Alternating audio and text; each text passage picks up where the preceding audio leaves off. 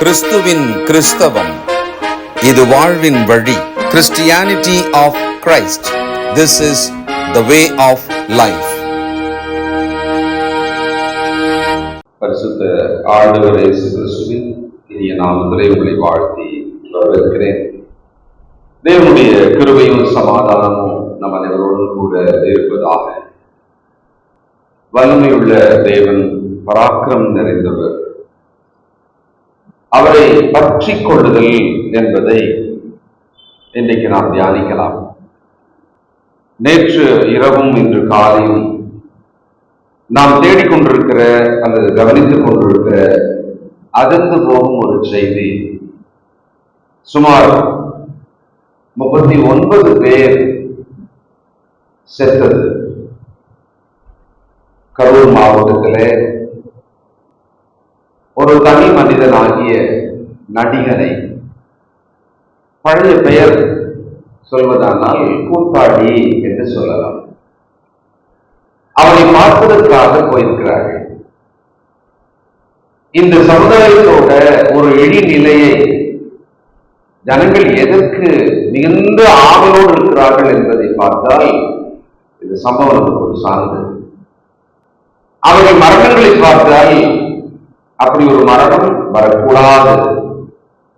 சாக்கடையில் விழுந்து, கால்வாய்க்குள் விழுந்து, கூலி மீது விழுந்து, ரோடு ஓரங்களை நசுங்கி, ஒருவர் விதிக்க மூச்சு திணறி, இப்படி எல்லாம் சென்றிருக்கிறார். அப்படியானால் அவர்கள் இந்த அளவுக்கு ஆவலாக ஏன் ஓடினார்கள்? அவர்கள் ஆவல் ஏன் இவ்வளவு பெரிதாக இருந்தது? அவர்கள் பல விஷயங்களை, இவ்வளவு பெரிய கூட்டத்தை, அதற்குள் போனால் சங்கடங்கள் இருக்கும், கஷ்டங்கள் இருக்கும் என்று தெரிந்தாலும் கூட ஏன் அவர்கள் போனார்கள்? எது அவர்களை உந்தி தள்ளியது? நமக்கு ரொம்ப ஆச்சரியமா இருக்கு. ஆனால் மிக வேதனையா இருக்கிறது. நம்முடைய சமூகத்திலே மனிதர்கள் எவ்விதமான மாற்றங்களை அடைகிறோம் என்பதை காட்டுகிறது. ஒரு குறிப்பிட்ட வயதுக்கு மேலிருந்து கல்லூரி பிள்ளைகள் எல்லாரும் இந்த ஒரு மனிதனை பற்றி ஒரு மாயையான ஆவலை வைத்திருக்கிறார்கள். அவர்கள் மிகுந்த ஆவலை வைத்திருக்கிறார்கள். அந்த மாயையான ஆவல் தான் அவர்களை இழுத்து கொண்டு போகிறது. பிரியமானவர்களே, ஒருவேளை நம்மில் யாராவது அப்படிப்பட்ட ஆவல் இங்கே தேவனுடைய பிள்ளைகளாக இருந்து இருக்குமானால் இந்த நிமிஷமே, இந்த நொடியே அதன் இருதயத்திலிருந்து எடுத்து போடுங்கள். சமுதாய நீதிக்காகவும் தனி மனித ஒழுக்கத்துக்காகவும் இவர்கள் என்ன செய்தார்கள், என்ன பேசினார்கள்? அப்படி ஒன்றுமே இல்லை. அப்படியானால் நாம் ஏதோ ஒரு வகையில எதை இறுக பற்ற வேண்டுமோ, தேவன் எதை சொன்னாரோ அதை விட்டுவிட்டு வேறு எதையோ இறுக பற்றி கொண்டிருக்கிறோம் என்று தெரிகிறது. இந்த மன தெளிவை நாம் அடைய வேண்டும். சென்ற வாரம் செய்தியிலே இந்த ஒரு வசனத்தை குறிப்பிட்டிருந்தேன். ஏசியா 26ஆம் அதிகாரம் 3ஆம் வசனத்தை நாம் படித்தோம். உம்மை உறுதியாய் பற்றி கொண்ட மனதை உடையவன் உம்மையே நம்பியிருக்கிறபடியால் நீர் அவனை பூரண சமாதானத்துடன் காத்துக் கொள்வீர். உம்மை உறுதியாய் பற்றி கொண்ட மனதை உடையவன். நாம் எதை உறுதியாக பற்றி கொண்டிருக்கிறோம்? What are the one we hold fast firmly? எதை உறுதியாக பற்றி கொண்டிருக்கிறோம்? நாம் பற்றி கொண்டிருக்கிறது நம்மை விடாது. நம்ம நினைச்சிருக்கிறோம் நம்ம தான் அதை பற்றி கொண்டிருக்கிறோம் என்று சொல்லி. ஆனால் ஒரு கட்டத்துக்கு மேலே நாம் உறுதியாக பற்றி கொண்டது நம்மை உறுதியாக அது பற்றி கொள்ளும். பிரியமானவர்களே, ஆவிக்குரிய ஆவல் குறைந்து, ஆவிக்குரிய சிந்தை மங்கி, இந்த உலக பிரகாரமான வாழ்க்கையிலே அதிக நாட்டம் உள்ளவர்களாக நாம் மாறும் ஒரு ஆபத்தான காலத்திலே நாம் இருக்கிறோம். We are in a dangerous time that our spiritual thirst and quest are reducing. பூமிக்குரியவைகள், பொருள் சார்ந்தவைகள், மேலோட்டமானவைகள் மேலே நம்முடைய கவனம் பதிய வைக்கப்படுகிறது. அதனால் அப்படிப்பட்டவைகளையே நாம் பற்றிக் கொள்கிறோம். உம்மை உறுதியாக பற்றி கொண்ட மனதை உடையவன். நம் மனமானது எதை பற்றி கொள்ளும்படியாக இருக்கிறது? வாழ்க்கையில தான் முக்கியம் அப்படின்னு சொல்றதா இருந்தா நம்ம என்னெல்லாம் சொல்லலாம். வாழ்க்கையில் இது ஒண்ணுதான் எனக்கு ரொம்ப முக்கியம், இதை தவிர எனக்கு வேற எதுவும் முக்கியம் இல்லை அப்படின்னா நாம் எதை சொல்லலாம்? தயவு செய்து நம்முடைய ஆத்மாவுக்குள்ளே நம்மை நாமே சோதித்து பார்க்கும்படி, சுய பரிசோதனை செய்து கொள்ளும்படி கர்த்தருடைய வார்த்தைகளை கவனிக்கலாம். கதறி கொண்டிருக்கிறார்கள் அந்த ஜனங்கள், குழந்தைகள் பெரியோர் வரை. நினைத்து பார்க்காத ஒரு விபத்து. தேசமே இப்பொழுதை பார்த்து கலங்குகிறது. ஆனால் அது எங்க தொடங்கியது? எது அவர்களை இழுத்து கொண்டு போனது? அப்படியானால் நாம் எதை பற்றி கொள்ள இப்பொழுது ஆவலாக இருக்கிறோம்? எதன் மீது அதிக கவனமாக இருக்கிறோம்? நாம் எதனாலே ஆட்கொள்ளப்பட்டிருக்கிறோம்? எது நம்மை ஆளுகை செய்யும்படியாக நம்முடைய மனதை ஆக்கிரமித்துக் கொண்டிருக்கிறது? உதாரணமாக ஒரு கிணத்துல விழுந்து விட்டார், மிகுந்த ஆழம், தண்ணீர் இல்லை, அதனால தப்பிச்சான், பரவாயில்ல. ஆனா ஏறி வர தெரியல, அவனால முடியல, ஏற முடியாது. அப்படி ஒரு வகையே அங்க இல்லை. சத்தமிடுகிறான். கொஞ்ச நேரம் கழித்து குரல் கேட்டு வந்து ஒரு பெரிய கயிறை விட்டு அவனை மேலே தூக்கும்படியாக முயற்சி செய்கிறார். அந்த கயிறை அவன் பிடித்துதான் மேலே ஏற வேண்டும். அவன் ரொம்ப ஆழத்தில் இருக்கிறான். அவன் கயிறை பிடித்து ஏறுவதானால் அல்லது கயிறை இறுக பற்றிக் கொள்வதானால், இழுத்தால் அவன் ஆழத்து நிமித்தம், அந்த தூரத்து நிமித்தம் ரொம்ப கீழே இழுக்கப்படுவான். அவன் உடல் எடையை விட பல மடங்கு எடை அதிகம் உள்ளதை போல அவன் இழுக்கப்படுவான். அதனால அவன் பற்றி இருக்கிற அந்த கயிறு அவன் கையை அழுத்தும், கிழிக்கும். ஆனால் அந்த கயிறு அவன் எப்படி பற்றி கொண்டிருப்பான்னா, தன் உயிருக்கு சமமாக அந்த கயிறை பற்றி கொண்டிருப்பான். தன் உயிர் போல அந்த கயிறை பற்றி கொண்டிருப்பான். இப்ப அந்த கயிறு அவனுக்கு அவன் உயிர். வாலிப பிள்ளைகளே, உங்கள் மனமானது எதை பற்றி கொண்டிருக்க இப்பொழுது ஆவலாக இருக்கிறது? செக் பண்ணுங்க, சிந்திங்க செய்து. வெள்ளம் அடித்துக் கொண்டு போகிறதாம் பல கிராமங்கள். அதுல மரத்து மேல 2 நண்பர்கள் ஏறிட்டாங்க, தங்களை காப்பாற்றிட்டாங்க. அப்படியே அடித்துக் கொண்டு போகிற வெள்ளத்தை அவர்கள் பார்த்து கொண்டே இருந்தார்கள். அவங்களுக்கு பக்கத்துல, கொஞ்சம் பக்கத்துல பொருட்கள் எல்லாம் அப்படியே மிதந்து போய்கொண்டே இருக்கிறது. திடீரென்று அந்த பொருட்கள் அந்த ஒரு வரிசையில ஒரு கம்பளி, கருப்பான கம்பளி, அதுவும் வருது. அப்ப யோசிக்கிறாங்க, இந்த மழை எல்லாம் வடிகட்டி ரொம்ப நாள் ஆயிடும், கம்பளி எடுத்துருவோம், நம்ம கீழே இறங்கி போறதுக்கு சில தினங்கள் கூட ஆகலாம், குளிர் அடிக்கிறது, இரவில் ரொம்ப குளிர் அடிக்குமே, அதனால அது கொஞ்சம் போத்திக்கலாம் நம்ம அப்படின்னு ஒருவன் இறங்கினான். அப்படியே தத்தளித்து நீச்சல் அடித்து மெதுவாக போய் அந்த கம்பளியை பிடிச்சிட்டான். நண்பன் இங்கிருந்து கூப்பிடுறான், வந்துரு, தண்ணி வேகமா இருக்கு, இன்னும் வேகமா இருக்கு அப்படின்னு கூப்பிடுறான். அவன் அங்க இருந்தோ வரேன் அப்படின்னு சொல்லிட்டு ஒரு கையை பிடிச்சிட்டு இருக்கிறான், முயற்சி பண்றான், திரும்பவே முடியல அவனால. அப்புறமா தான் தெரிஞ்சது அது கம்பளி அல்ல, கரடி அப்படின்னு சொல்லு. எனக்கு தெரியல. இதெல்லாம் ரொம்ப பிடிச்சு போன கேட்ட ஒரு கதை தான். ஆனால் நீங்கள் எதை பற்றி கொள்ள போகிறீர்களோ, எதை இறுக பற்றி கொள்ளுகிறீர்களோ, ஒரு கட்டத்திலே அது நம்மை பற்றி கொள்ளும். நம்ம விடவே முடியாது. மனசார நினைக்கும், ஆனா விடவே முடியாது.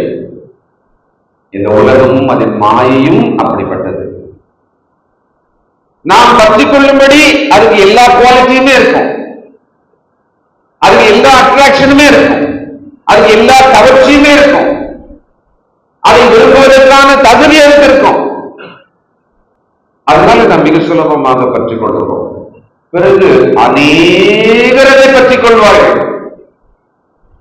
அதனால நமக்கு என்னன்னா, நிறைய பேர், இவ்வளவு பேர் அதை பற்றிக் கொண்டிருக்கிறார்களே, அதை தேடுகிறார்களே, அதனால நாமும் என்ன பண்ணலாம், அதை தேடலாம், நாமும் அதை தேடலாம். அதனாலதான் இன்னைக்கு நிறைய பேரு தேவ நீதியை மறந்து தங்கள் விருப்பங்களின் பின்னாலே எதையோ கற்றுக்கொள்ள போகிறோம். உறுதியாக ஒரு பெண்மணியை நாம் பார்க்கலாம். ரூத்தின் புத்தகம் 1ஆம் அதிகாரம். இந்த சம்பவம் நமக்கு தெரியும்.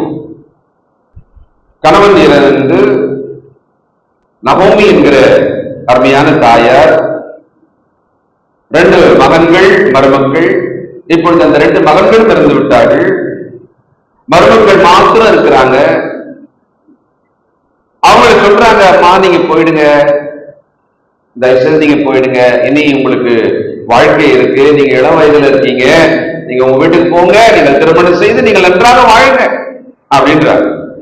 12 முதல், என் மக்களே திரும்பி போங்கள், நான் வயது சென்றவள், ஒரு புருஷனுடனே வாழ தக்கவள் அல்ல. அப்படிப்பட்ட நம்பிக்கை எனக்கு உண்டாயிருந்து நான் இன்று இரவே ஒரு புருஷனுக்கு வாழ்க்கைப்பட்டு பிள்ளை பெற்றாலும் அவர்கள் பெரியவர்கள் ஆக மட்டும் புருஷனுக்கு வாழ்க்கைப்படாதபடிக்கு நீங்கள் பொறுத்திருப்பீர்களோ அது கூடாது. என் மக்களே, கர்த்தருடைய கை எனக்கு விரோதமாக இருக்கிறதுனால் உங்கள் நிமித்தம் எனக்கு மிகுந்த விசனம் இருக்கிறது என்றால், அப்பொழுது அவர்கள் சத்தமிட்டு அதிகமாய் அழுதார்கள். ஒருபாள் தன் மாமியை முத்தமிட்டு போனாள். ரூத்தோ அவளை விடாமல் பற்றி கொண்டாள்.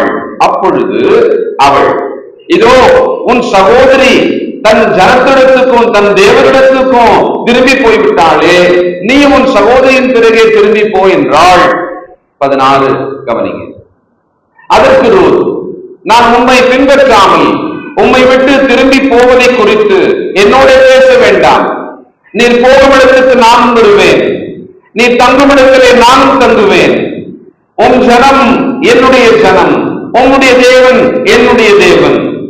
நீர் மரணமடையும் இடத்தில் நான் மரணமடைந்து அங்கே அடக்கம் பண்ணப்படுவேன். மரணமே அல்லாமல் வேறொன்றும் உம்மை விட்டு என்னை பிரித்தால் கர்த்தர் அதற்கு சரியாகவோ அதற்கு அதிகமாகவோ எனக்கு செய்ய கடவர் என்றாள். இந்த சம்பவத்தில் நாம் அருமையான இந்த ரூத் என்கிற பெண்மணி அந்த வாலிப பிள்ளையோட இருதயத்தை மனதை பார்க்கிறோம். இந்த பெண்ணோட மனம் கூடவே சகோதரி இருக்காங்க. அவ அழுதா, அவளும் கதறினா. ஆனா அவள் ஒரு குறிப்பிட்ட நேரத்துக்கு அப்புறமா நான் போயிடலாம் அப்படின்னு முடிவெடுத்தா. தவறில்ல, மாமியார் சொன்னாங்க, ரொம்ப நியாயம்தான், அவங்க போனதுல எந்த தவறுமே கிடையாது, நியாயம். ஆனால் இந்த ரூத்தோட மனதில் பாத்தீங்கன்னா தன் மாமியாரை விட்டு போகக்கூடாது என்கிற ஒரு நல்ல எண்ணம் வந்தது இல்ல, ஹோல்ட் பண்றாங்க. அதை எந்த அளவுக்கு உறுதியாக பற்றி கொண்டார்கள். ஒரு விஷயத்துல நம்ம உறுதியாக பற்றி கொள்வோம் சொன்னா அது எப்படி இருக்கும் அப்படின்றதுக்கு இது ஒரு நல்ல உதாரணம். உம்முடைய தேவன் என்னுடைய தேவன், உம்முடைய ஜனம் என்னுடைய ஜனம், உம் கல்லறை என் கல்லறை. எவ்வளவு உறுதி பார்த்தீங்களா? சந்தோஷமாக வாழ்வதற்கு மாத்திரமல்ல, நம்மளாம் இன்னைக்கு தற்காலிக சந்தோஷங்கள் அனுபவிப்பதற்காகத்தான் சில விஷயங்கள்ல உறுதியா இருக்கிறோம். தற்காலிகமானவற்றின் மேலதான் நம்ம ரொம்ப உறுதியா இருக்கிறோம். மாயையின் மேலதான் நாம் உறுதியாக இருக்கிறோம். ஆவிக்குரிய பகுத்தறிவோடு கூட நாம் பற்றி கொண்டிருப்பது மாயையா, அழிந்து போகக்கூடியதா, மாறக்கூடியதா என்கிற நினைவில் நாம் இருக்கிறோம். இந்த பெண் சொல்றாங்க, மரணமடையும் இடத்திலே நானும் மரணமடைந்து, அப்புறம் பாருங்க, அடக்கம் பண்ணப்படுவேன். கல்லறை வரைக்கும் சொல்லியாச்சு. வயது முதிர்ந்த காலத்திலே தாங்கள் அடக்கம் பண்ணப்படுவதை பற்றி பேசுவாங்க. ஆனா இந்த வாலிப பிள்ளை பேசினாள். உறுதியான மனம் என்றால் இப்படிதான். அவர் ரொம்ப சந்தோஷமான சுகபோகமான வாழ்வை கண்டு இதை சொல்லல. அப்படி இருந்தா கூட நம்ம இதை விட்டுறலாம். ஒரு நல்ல ஃபியூச்சர் தெரியுது, இவங்க ரொம்ப ரிச்சான லேடி, இவங்க ரொம்ப வசதியானவங்க, அதனால வெற்றி போயிட்டா, இவ விடாம பிடிச்சுக்கிட்டா அப்படின்னா கூட இந்த உதாரணம் நமக்கு சரியா இருந்திருக்காது. தேவன் இதை வச்சிருக்கவே மாட்டார். எது உங்கள் தீவிர விருப்பமா இருக்கிறது, எதை தினந்தோறும் நினைத்துக் கொண்டிருக்கிறீர்கள், செய்து கொண்டிருக்கிறீர்கள், அதைதான் நீங்கள் பற்றி கொண்டிருக்கிறீர்கள் என்று அர்த்தம். உங்கள் மனதை விட்டு எது போகாமல் இருக்கிறது, சில நேரம் சொல்லுவோம், உயிரை விட்டா கூட விடுவேன், இதை விட மாட்டேன்னு. அதைதான் நாம் பற்றி கொண்டிருக்கிறோம். என்ன செய்தாலும் என்ன இருந்தாலும் பரவாயில்ல, இதை மாத்திரம் விடவே மாட்டேன் அப்படின்னா அதைதான் நாம் உயிரை போல பற்றி கொண்டிருக்கிறோம். What are we hold fast firmly? பிரியமானவர்களே, நாம் இதை குறித்து இப்பொழுது கவனமாக சிந்தியாவிட்டால் நாம் பற்றி கொண்டது நம்மை பற்றி கொண்டிருக்கிறது என்று அர்த்தம். தேவனுக்கு பிரியமில்லாததை விட்டுவிட மனதில்லாவிட்டால் அது என்னை பற்றி கொண்டிருக்கிறது, என்னை அது ஆளுகை செய்து கொண்டிருக்கிறது என்று அர்த்தம். அது ரொம்ப ஆபத்தா போயிடும். சங்கீதம் 31:6. சங்கீதம் 31:6. வீண் மாயைகளை பற்றி கொள்ளுகிறவர்களை நான் வெறுத்து கர்த்தரையே நம்பி இருக்கிறேன். கர்த்தர் மேலே நம்பிக்கை வைக்க முடியாம, கர்த்தர் மேல இருக்கிற நம்பிக்கையை வெளிப்படுத்த முடியாம வீண் மாயையை பின்பற்றி கொண்டிருக்கிறது.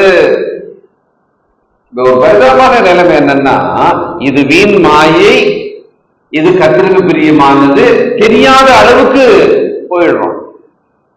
அது இன்னும் கஷ்டம். கண் பார்வை மங்குகிறது. அது ரொம்ப மங்கிச்சுன்னு சொன்னா, ஆரம்பத்துல தெரியுது, கிட்ட வந்தா தெரியுது, இப்ப முகம் தெரியுது, ஒரு 5 அடியில் தெரியுது. ஆனா பக்கத்துல நின்று முகத்துக்கு முகம் மூச்சு காத்து படுகிற அளவு நின்னா கூட தெரியலன்னா, வீண் மாயைகளை பின்பற்றுகிறவர்கள். அப்போ இங்க எப்படி டிஃபரன்ஸ் பண்ணி பார்க்கலாம் அப்படின்னு சொன்னா, வீண் மாயையை பின்பற்றுகிறவர்கள் அவங்க ஒண்ணு செஞ்சுட்டே இருக்கிறாங்க. என்ன செய்யறாங்க தெரியுங்களா? கர்த்தர் மேல நம்பிக்கை வைக்கல. அதான் சொல்ற, கர்த்தர் மேல நம்பிக்கை வைக்கல. அவர்கள் வீண் மாயைகளை, தற்காலிகமானது, அழிந்து போகக்கூடியது, இவற்றின் மேலே தங்கள் மனதை வைத்து அதை பற்றி கொண்டிருக்கிறார்கள். அதுதான் முதலில், அதுதான் முக்கியம், அதுதான் பெரியது என்று வீண் மாயைகளை அவர்கள் பற்றி கொண்டிருக்கிறார்கள். யோனாவின் புத்தகம் 2ஆம் அதிகாரம் 8வது வசனம். ஜோனா 2:8. பொய்யான மாயையை பற்றி கொள்ளுகிறவர்கள் தங்களுக்கு வரும் அல்லது கொடுக்கப்படும் கிருபையை வீணடிக்கிறார்கள். பாருங்க, இன்னொரு டேஞ்சர் பாருங்களேன். வீண் மாயையை யார் பின்பற்றி கொண்டு இருக்கிறார்களோ, அதையே விடாமல் பற்றி கொண்டிருக்கிறார்களோ, அது அவர்கள் மனதை, அவர்கள் வார்த்தைகளை, அவர்கள் நோக்கங்களை, திட்டங்களை எல்லாம் ஆக்கிரமித்திருக்கிறது. வீண் மாயை, பொய் மாயை, இவைகள் மேலே கவனமா இருக்கிறார்கள். அப்ப என்ன ஆகுதுன்னா, தேவன் மேல நம்பிக்கை இல்லை என்றதையும் நிரூபிக்கிறாங்க. இன்னொரு பக்கம் தேவன் அவர்களுக்கு என்று கொடுக்கிற கிருபையை வீணடிக்கிறார்கள். உண்மையாய் கர்த்தரை பற்றி கொள்ளும் மனதை உடையவன் நம்மை நாமே பார்க்கலாம். நம்மை நாமே இந்த வார்த்தைக்கு பொருத்தமா இருக்கிறோமா என்று பார்க்கலாம். நான் உண்மையாக கர்த்தரை பற்றி கொண்டிருக்க விரும்புகிறேன், அதுதான் என்னுடைய முயற்சி. அவர் மீது மாத்திரமே நான் நம்பிக்கையா இருக்கிறேன். ஆனா எனக்கே தெரியுது, வீண் மாயை சிலவற்றை நான் ஏதோ முக்கியமா நினைச்சிட்டு இருக்கிறேனோ. அப்போ நம்பிக்கை தேவன் மீது வைக்கவில்லை, கிருபையை வீணடிக்கிறார்கள். ஓசியாவின் புத்தகம் 11ஆம் அதிகாரம், ஓசியா 11:7. என் ஜனங்கள் என்னை விட்டு விலகுகிற மாறுபாட்டை பற்றி கொண்டிருக்கிறார்கள். ஆச்சரியமா இருக்கு. தேவன் எவ்வளவு கவனிச்சிருக்கார் பாருங்களேன். அந்த டீட்டெயில் எப்படி சொல்றார் பாருங்க. தேவ ஜனமானது கர்த்தரை விட்டு விலகி போய்கொண்டே இருக்கிறதாம். அப்ப அதை பார்த்து சொல்றாரு, என் ஜனம் என்னை விட்டு விலகுகிற மாறுபாட்டை பற்றி கொண்டிருக்கிறார்கள். ஆச்சரியமா இருக்கிறது தேவனுடைய கண்காணிப்பு. தேவன் மனிதனை, நம்மை உணர்ந்து நம்மை பற்றிய நிலவரத்தை சொல்றார். வீண்மாயை, பொய்யானவைகள், அடுத்தது கர்த்தரை விட்டு விலகும்படியான மாறுபாடுகள், அவைகளை பற்றி கொண்டிருக்கிறோம். நாம் ஜாக்கிரதை அடைய வேண்டும். பெரியோரும் சிறியோரும், நடுத்தர வயதுள்ளோரும் வாலிபரும் தயவு செய்து இந்த கர்த்தருடைய வார்த்தையை நாம் கவனித்தாக வேண்டும். இக்காலத்திலே நாம் இன்றைக்கு இந்த வேளையில நாம் இதை கவனித்தாக வேண்டும். நம்ம சுற்றிலும் என்ன நடக்கிறது என்று அநேக விஷயங்கள் நம்மை சுட்டி காட்டுகிறது, நம்மை உணர வைக்கிறது, நம்மை சிந்திக்க வைக்கிறது. இப்பொழுதாகிலும் நாம் இதை சிந்தித்து நம் இருதயத்தை கர்த்தரை பற்றிக் கொள்ளும்படியாக திருப்பியாக வேண்டும். ஏன் இந்த வீண் மாயையை பற்றிக் கொள்ள போகிறோம்? கர்த்தரை விட்டு விலகுகிற மாறுபாட்டை ஏன் பற்றிக் கொள்ள போகிறோம்? என்ன காரணம்? நல்லதானே இருந்தோம், கிறிஸ்துவுக்குள்ள கீழ்ப்படிந்தோம், அனுபவங்களும் வயதும் ஏறுகிறது. ஆனாலும் ஏன் அந்த ஆவிக்குரிய வகையிலே நடக்க முடியாதபடிக்கு நாம் தடுமாறி கர்த்தரை விட்டு விலகி வேறு பக்கமா போகிறோம்? என்னாச்சு? முன்னை விட அதிக வசனங்களை நாம் கேட்டுக்கொண்டேதானே இருக்கிறோம். ஏதோ ஒரு விஷயம் அங்க தவறா இருக்கு. சங்கீதம் 119 34வது வசனம், எனக்கு உணர்வை தாரும்.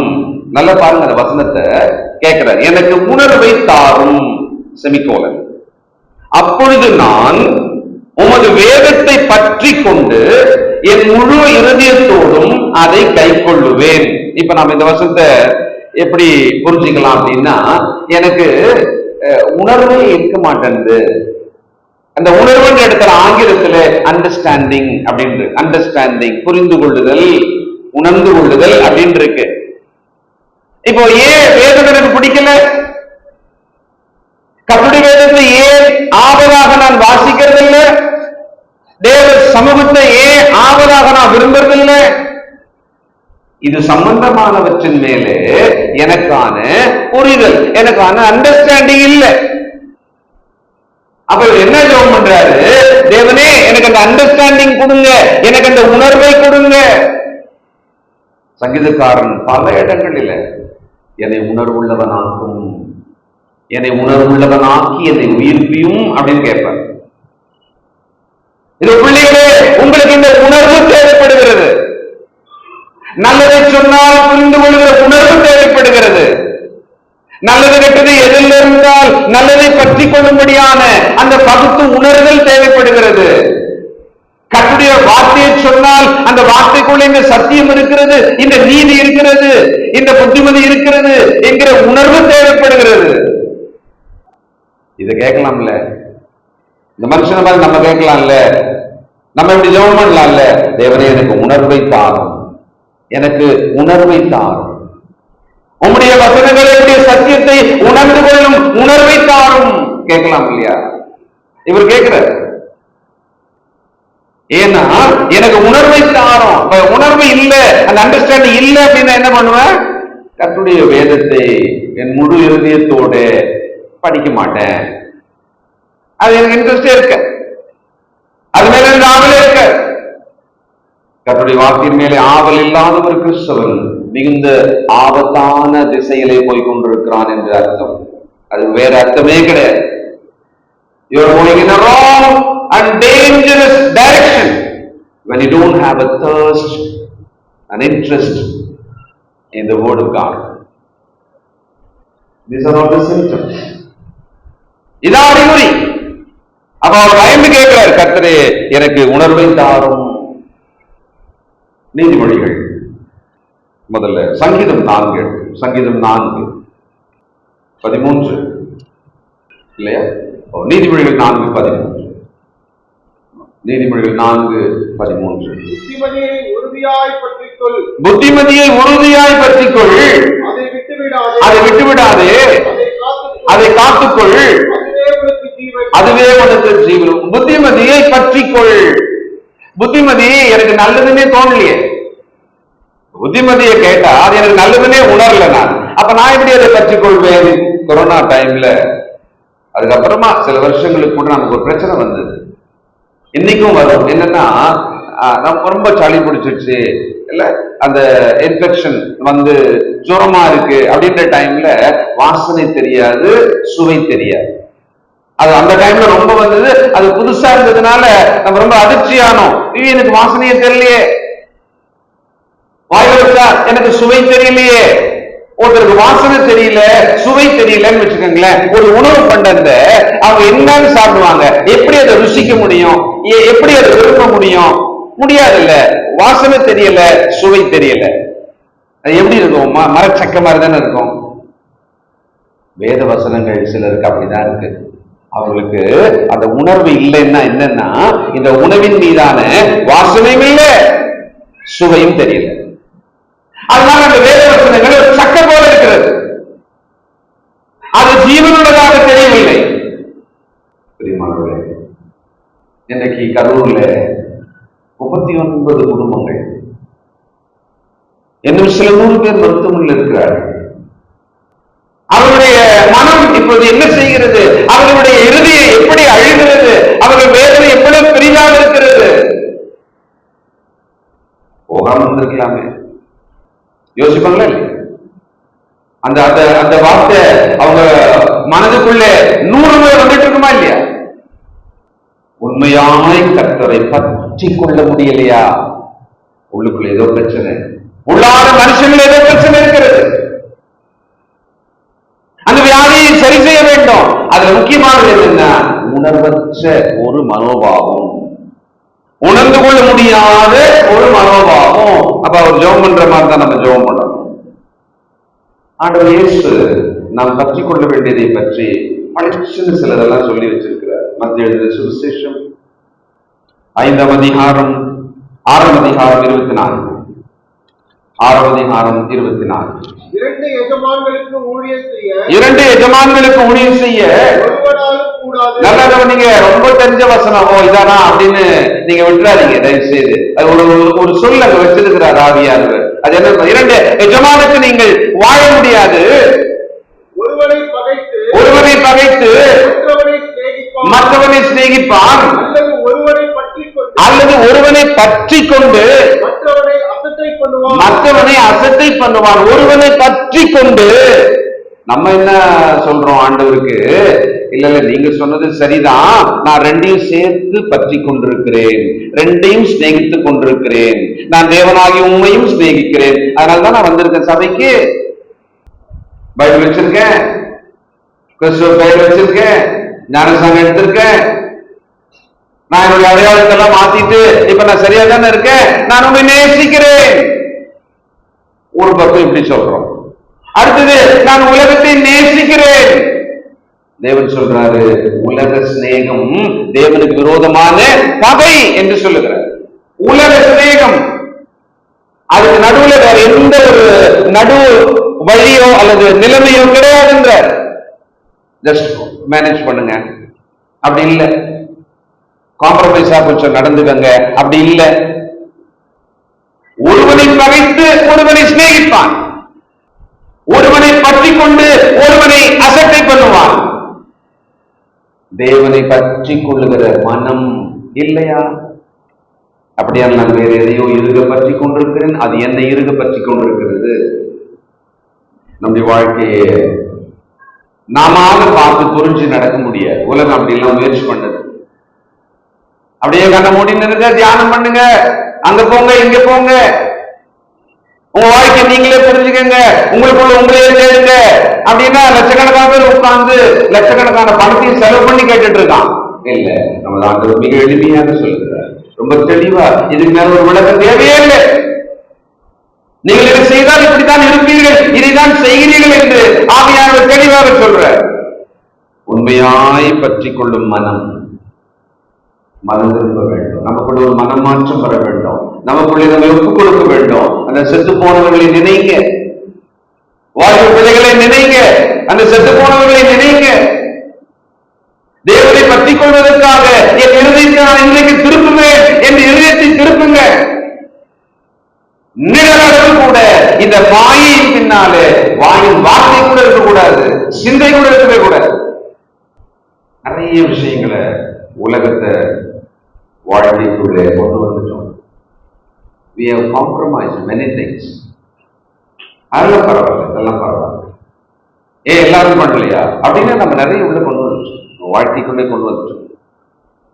ஆனால் தேவன் ரொம்ப தெளிவா சொல்ற. ரோமர் 1ஆம் அதிகாரம் 28 பல பிரச்சனைகளை தேவனை விட்டு விலகின அந்த மனித கூட்டத்தை பத்தி சொல்லிக்கிட்டே வரும்பொழுது அவங்க பிரச்சனை இதனாலதான் அப்படின்னு நாங்க சொல்லி காண்பிக்கிறார்.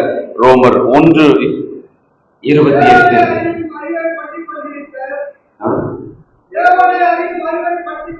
தேவனை அறியும் அறிவை பற்றி கொண்டிருக்க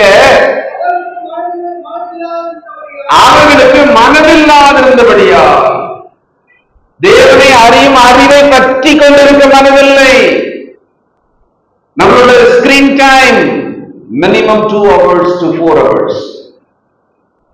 வேலை பார்க்கிறவர்களுக்கு அது வேலை. பொழுதுபோக்காக சொல்லுகிறேன், பொழுதுபோவதற்காகவே திரையை பார்த்துக் கொண்டிருக்கிறது. குட்டி திரையோ வீட்டில் சின்ன திரையோ ஏதோ ஒண்ணு, நம்ம மினிமம் 2 hours இருந்து 4 hours. அது எல்லாமே உள்ள போகுமா போவாதா? அது உள்ள போய் என்ன பண்ணும்? அது வேலை செய்யுமா செய்யாதா? அதை பகுத்து தூரமா போடுறதுக்கு பக்குவம் இல்லாதவர்கள் செய்தா கஷ்டம். பெரியவங்க பார்ப்பாங்க, ஏதோ ஒரு பாட்டு டிவி ஓடிட்டே இருக்கும், ஆனா அவங்க ஏதோ வேலை பண்ணிட்டே இருப்பாங்க. ஒரு சத்தம் தேவை அவங்களுக்கு, சும்மா ஒரு துணைக்கு மாதிரி. அவங்க தனியா இருப்பாங்க, ஒரு சவுண்ட் தேவை, ஏதோ ஒண்ணு அப்படின்ற மாதிரி. அது மேல அவங்க மனதை பற்றவே மாட்டாங்க, அது கிட்டே போக மாட்டாங்க. Just a sound, that's all. ஆனால் இன்றைய தலைமுறை பிள்ளைகளும் நாம் எப்படி இருக்கிறோம்? மூழ்கி அதற்குள்ள போய் கண்ணீர் விட்டு சிரித்து அதுல மகிழ்ந்து அதை அனுபவித்து ஒரு அனுபவமாக நமக்குள்ளே நாம் அதை ஏற்றுக்கொள்கிறோம். அது அதோட ரியாக்ஷன் பிறகு நம் வார்த்தையால் நம் செயலால் வெளியில கொண்டு வரும். மாயையை பின்பற்றி போகிறோமா?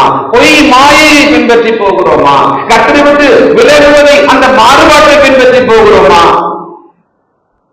இங்கே மனம் இல்லையா? அவரை பற்றி கொள்ளுகிற அந்த அறிவை, கர்த்தருடைய அறிவை பற்றி கொள்ளுகிற மனமில்லை. நம்முடைய வாழ்க்கையை தேவனுக்கு பிரியமானதாக மாற்றிக்கொள்ள தொடங்குவதற்கு ஒரு வழி சொல்லுகிறேன். கர்த்தருடைய வேதத்தை நிதானமாக கூடுதலாக வாசிக்க தொடங்குங்கள். Very simple. கர்த்தருடைய வேதத்தை நிதானமாக வாசிக்கிற உங்கள் நேரத்தை அதிகரித்துக் கொண்டே போங்க. பெரிய மாற்ற வாழ்க்கையில் வரும். ஆவிக்குரிய சிந்தை வரும், ஆவிக்குரிய பகுத்தறிவு வரும். மீன் மாயை விட்டு நாம் விலகி வருவோம். ரோமன் 12ஆம் அதிகாரம் 9வது வசனம். உங்கள் அன்பு மாயமற்றதாய் இருப்பதாக தீமையை வெறுத்து நன்மையை பற்றி கொண்டிருங்கள். தீமையை வெறுத்து நன்மையை பற்றி கொண்டிருங்கள். இந்த நன்மையை பற்றி கொள்வது, தீமையை வெறுப்பது யாருக்கு வரும்? என்ன இருந்தா வரும்? கர்த்தருக்கு பயப்படுற பயம் இருந்தாதான் வரும். கர்த்தருக்கு பயப்படுகிற பயம்னா என்ன? தீமையை விட்டு விலகுவது, நன்மையை பற்றி கொள்வது. அதனாலதான் சொல்றாங்க, கடவுளுக்கு பயந்துரு, எதை செஞ்சாலும் கடவுளுக்கு பயந்து செய், கடவுளுக்கு பயந்து நட. 1000 முறை கேட்டதுனால என்னமோ அது புளிச்சு சலித்து போச்சோ என்னமோ தெரியல. அது அதிகமாக கேட்டதுனால என்னமோ தெரியல, அந்த புத்திமதி முக்கியமானதாக தெரியலையோ என்னமோ தெரியல. But use your mind to save your soul, to get away from danger. You must repent. நாம் இன்றைக்கு இருக்கிற ஒரு ஆபத்தான நிலைமையிலிருந்து நம்மை விலக்கிக் கொண்டு சீராக நடப்பதற்காக ஒரு மனமாற்றம் நமக்கு இப்பொழுது தேவைப்படுகிறது. 1 கொரிந்தியர்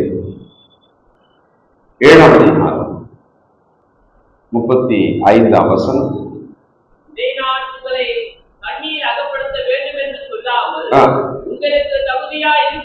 உங்களுக்கு தகுதியா இருக்கும் என்றும் நீங்கள் கவலை இல்லாமல் கர்த்தரை பற்றி கொண்டிருக்க வேண்டும் என்றும்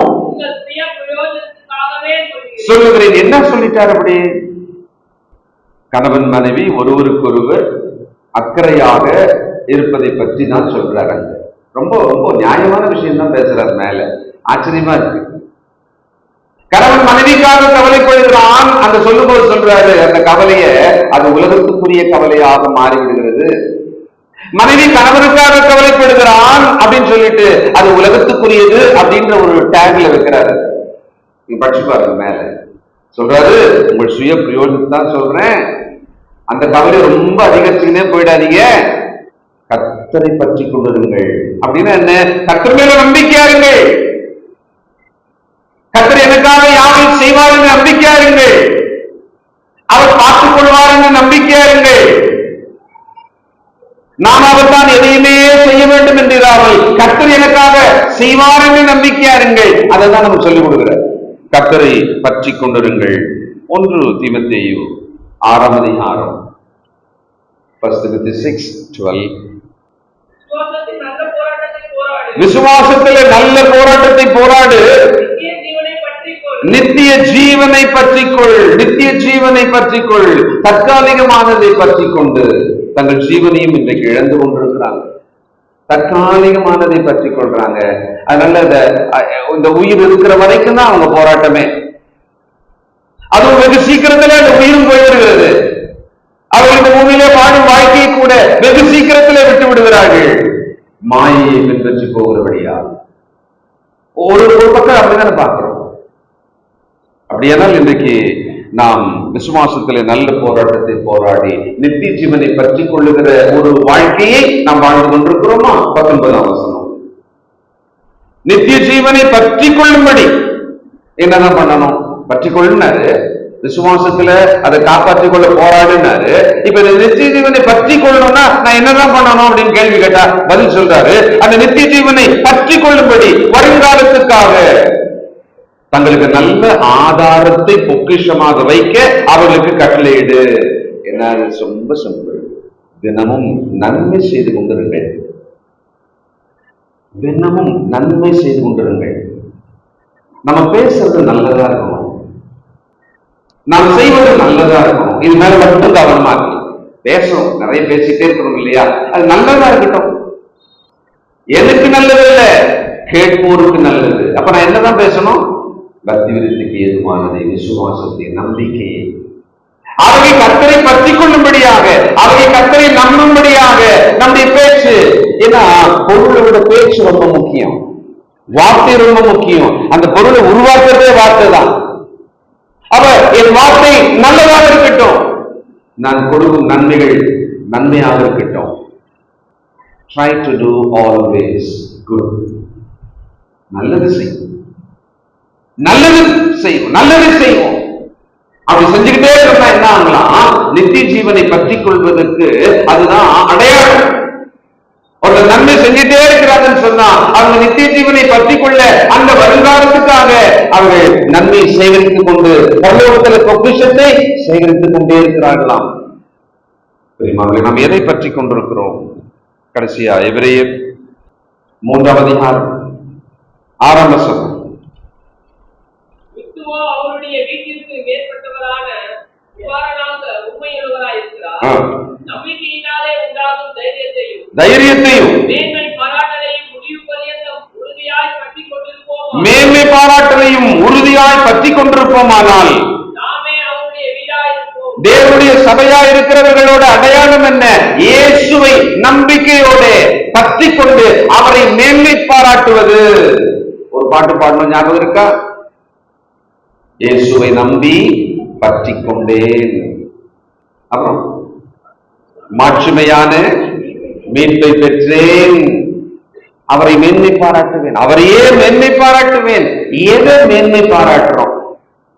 நம்ம எது முக்கியம் நினைச்சு எதை பற்றி கொள்றோமோ அதை தான் மேன்மை பாராட்டுவோம். ஏன் ஒரு விஷயத்தை ரொம்ப பெருசா முக்கியமா அதெல்லாம் ரொம்ப உசந்ததா பேசுறோம்? ஏன்னா அதை தான் நம்ம பற்றி கொண்டிருக்கிறோம், அதுதான் நமக்கு முக்கியம். எதை நாம் தொடர்ந்து பேசிக்கொண்டே இருக்கிறோமோ, எதை மேன்மை பாராட்டி கொண்டிருக்கிறோமோ அதை தான் நம்ம பற்றி கொண்டிருக்கிறோம். This is one of the symptom. இது ஒரு அறிகுறி தான். ஓயாம எதை பேசிக்கிட்டே இருக்கிறோமோ அது நமக்கு ரொம்ப முக்கியம், அதனால தான் பேசுறோம். பேசுறதுல அதுதான் மேன்மை பாராட்டுறோம். அப்ப கூட இன்னொன்னு செய்வது தெரியுங்களா? இன்னொன்னு சிறுமைப்படுத்தி கொண்டே இருப்போம். ஒன்றை மேன்மை பாராட்டுவோம் என்று சொன்னால் பக்கத்துல இன்னொன்றை சிறுமைப்படுத்தி கொண்டே இருப்போம். நமக்கு தெரியல, இதெல்லாம் நம்ம பாட்டு செஞ்சுட்டே இருக்கோம், நம்ம பண்ணிட்டே தான் இருக்கிறோம். கிறிஸ்துவை, அவர் மீது இருக்கிற நம்பிக்கையை மேன்மை பாராட்டுங்கள். 14ஆம் வசனம்.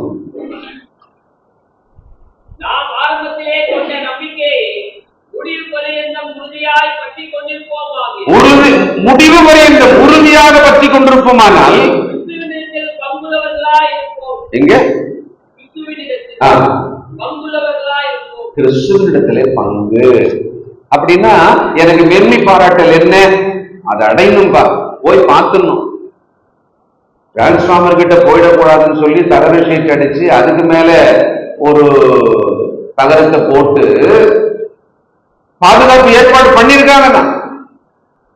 கடைக்கு முன்னால ஒரு ஷேடு, அதுக்கு ஒரு தகர ஷீட் அடிச்சிருக்காங்க. எல்லாத்துக்கு மேலே ஏறிட்டாங்க. ஏன்னா அவங்களுடைய நோக்கம் என்ன? பார்த்தாகணும். உயரமான வண்டியில உயரமாக நிற்கிறதுனால தெரியல, பார்க்க தெரியல. குழந்தை போல அவர்கள் நடந்து கொண்டார்கள். நாம் எதன் மேலே ஆவலாக, எதை முக்கியமாக நினைச்சு அதை பற்றி கொள்ளும்படியாக தீவிரமாக இருக்கிறோம். அது தேவனுக்கு பிரியமானதா? அதுல தேவ நீதி இருக்கிறதா? அது தேவனுக்கு மகிமைக்கென்றே நான் அதை செய்கிறேனா? இதைதான் நம்ம பக்கத்து கவனிக்க வேண்டியிருக்கு. அப்போ கிறிஸ்து என்னுடைய பங்கு. நான் மரித்தால் என் ஆண்டவரை நான் போய் பார்க்கணும். அப்போ அதுக்கு ஏற்ற மாதிரியே நான் நடப்பேன், அதையே நாடுவேன், அதையே விட்டுட்டு இருப்பேன், அதையே பேசுவேன். எபிரேயர் 12ஆம் அதிகாரம் 28ஆம் வசனம். ஆதலால் அசைவில்லாத ராஜ்யத்தை பெறுகிறவர்களாகிய நாம் பயத்தோடு பக்தியோடு தேவனுக்கு பிரியமாய் ஆராதனை செய்யும்படி கிருபையை பற்றிக் கொள்ள கடவோம். அசைவில்லாத ராஜ்யம் எல்லாமே மேலான விஷயத்தை பற்றி தான் இப்ப நாம பார்த்தோம். வருங்காலத்துக்கான பொக்கிஷம் பரலோகத்துல, நித்திய ஜீவன் நாம் அடைய போகிற பரலோக வாழ்வு. இங்கே அசைவில்லாத ராஜ்யம், அந்த பரலோக ராஜ்யம், பரலோகத்தில் வாழ்கிற ஒரு வாழ்க்கை, இதையே சொல்லிட்டே இருக்கிறார். அப்போ ரொம்ப தெளிவா நமக்கு ஒன்று புரியுது. நம்ம கிறிஸ்துக்குள்ள வந்துட்ட பிறகு நம்ம பார்வை இந்த பூமிக்குரியதாக இருக்கவே கூடாது, அழிந்து போகிறவற்றின் மேல் இருக்கவே கூடாது, மாயையின் மேல் இருக்கவே கூடாது, மேலானவற்றின் மேல கிறிஸ்து தேவனுடைய வலது பாரசத்தில் வீற்றிருக்கிறபடியால் நீங்களும் அங்க இருக்கிற மேலானவையே நாடுங்கள் அப்படின்னு சொன்னார் இல்லையா? அதுதான் நம்முடைய நாட்டமாக இருக்கணும். பிரியமானவர்களே, இன்றைக்கு கர்த்தருடைய வார்த்தையை கேட்பதற்கான வாய்ப்பு நமக்கு இருக்கு. இன்னைக்கு இருக்கு, இந்த காலையில் இருக்கு. இதை நம்ம காதல் கேட்டுட்டே இருக்கோம். இப்படி நம்ம காதல் கேட்ட இந்த வார்த்தைகள், இந்த வசனங்கள் எல்லாமே அவர்கள் வாழ்க்கைக்குள்ளே அவருடைய ஆத்மாவுக்காக தேவன் சொன்ன ஒவ்வொன்றாக ஒவ்வொருவருக்குமாக ஒன்னொன்னு புரியும், ஒன்னொன்னு எடுத்துக்குவோம். ஓ, எனக்கு இந்த விஷயம் அப்படின்னு ஒவ்வொருத்தருக்கும் ஒவ்வொரு விஷயம் இருக்கும். ஜஸ்ட் ஓல்டு அதை புடிச்சுக்கோங்க. தேவன் இதை உணர்த்தினார், தேவன் இதை காண்பித்தார். அந்த ரூத் ஞாபகம் இருக்கா? என்ன சொன்னாங்க? அம்மா, நான் உங்களை விட்டு போக மாட்டேன், இதுக்கப்புறம் நீங்க அதை பத்தி பேசாதீங்க, நீங்க உங்க பின்னால் தான் வருவேன், உன் ஜனம் என் ஜனம், உன் தேவன் என் தேவன், உன் மரணத்தில் நான் மரிப்பேன், நீ அடக்கம் பண்ணும் பொழுது நான் அங்கு அடக்கம் பண்ணப்படுவேன். அவ்வளவுதான். அந்த டெஸ்டினி வரைக்கும் சொல்லிட்டாங்க. இது பேர் தான் உறுதியாக பற்றிக் கொள்வது. சங்கீதம் 119 படிச்சோம் இல்லையா? அதை நாம் ஜபிக்கலாம், ஜெபம் பண்ணுவோம். மகா இரக்கமும் கிருபையும் நீதியும் பரிசுத்தம் உள்ள நல்ல பிதாவே, இதோ இந்த நாளிலே இந்த வேளையிலே நாங்கள் ஜீவனோடு இருக்கிறோம், உண்மை தொழுது கொள்ள வந்திருக்கிறோம். பலவிதமான எண்ணங்களும் யோசனைகளும் எங்களுக்கு உண்டு. ஆனாலும் எங்களை இப்பொழுது கேட்க வைத்து நம்முடைய சத்தியத்துக்காக ஸ்தோத்திரம். இதோ எங்கள் மக்கள் அதிலே கண்ணீரும் கம்பளையுமா இருக்கிற அந்த குடும்பங்களை மரணத்து நிமித்தம் ஓலமிடுகிற கண்ணீரை, கதறலை நாங்கள் நினைக்கிறோம்ப்பா. வீண் மாயை பின்பற்றி போகிற மக்களாக நாங்களும் கெட்டு போகாமல் நித்திய ஜீவனை, வருங்காலத்துக்கான பொக்கிஷத்தை எங்கள் ஆண்டவர் இயேசுவே எங்கள் பங்காக பெறும்படியாக நாங்கள் அவரையே பற்றி கொண்டு நடக்க எங்களுக்கு உதவி செய்யும். சங்கீதக்காரன் கேட்டது போல உணர்வுள்ள இருதயத்தை தான், உணர்வுள்ள இருதயத்தை தான், உணர்வுள்ள இருதயத்தை தான். இயேசு கிறிஸ்துவின் நாமத்தில் ஜெபிக்கிறோம் பிதாவே. ஆமென். God bless you.